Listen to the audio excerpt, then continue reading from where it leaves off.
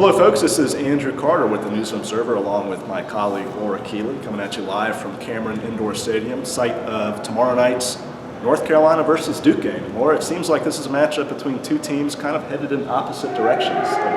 You know, at this point in the season, I'd say that's a fair statement. You have Duke, who's won 7 of their last 8 ACC games. There's a win against St. John's in there too. And then, you have UNC that's lost 3 of its last 4 at this point. And, Andrew, when I was doing our matchup box, which will be in tomorrow's paper or online. You should check that out. You should. Yeah, it's really good. Thank you. I was kind of struck by the fact that, everyone on UNC's team, at best they've been really inconsistent, and at worst they've been flat out underwhelming. Is that kind of a fair thing to say? I think that's a fair assessment. Marcus Page entered as the ACC preseason player of the year. He hasn't really had the year that he expected. He's been battling an assortment of injuries, plantar fasciitis, has had a hip thing, has had an ankle injury at times, but beyond that, at times he just hasn't played well, hasn't shot well. They need him to be on top of this game to have a chance tomorrow night.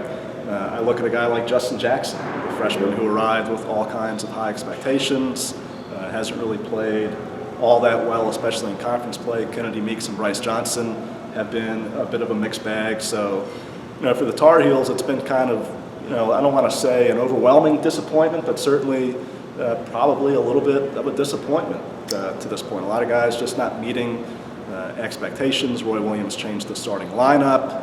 I'm not sure what he's going to do tomorrow, by the way, about Okafor and guarding him. Yeah, that's a problem I think every team in the ACC has. And, you look at who UNC has for post options, and, you're looking at guys that, like you said, have been underwhelming and inconsistent. Bryce Johnson, Kennedy Meeks.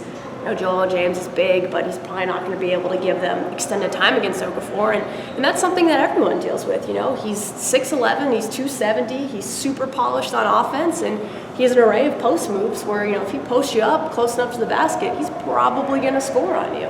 And he, like the rest of the Blue Devils, have tended to play their best in big games this year. Duke hasn't been perfect, but when you look at the 6 games they've played against ranked opponents, they've won 5 of 6. The only loss was kind of a last-second thing at South Bend. Then they turn around and beat Notre Dame at home by 30. So, you look at their shooting percentages, you just look at their performance, and they really rise to the occasion. And, they're not going to need any type of hype video or, Krzyzewski magic to know that this is going to be a big game. And that's something that UNC has not done especially well this season. It has not played well in big games. The Tar Heels, of course, won a lot of big games last year. Michigan State beat Louisville in Connecticut last year. Beat Kentucky at home. But this year it's been a different story for the Tar Heels, who are seeking really kind of their first big victory outside of beating Louisville at home. But UNC needs this one. A loss here would be a loss in 4 out of its past 5 games. So we shall see what happens here tomorrow night from Cameron Indoor Stadium. Should be a fun one.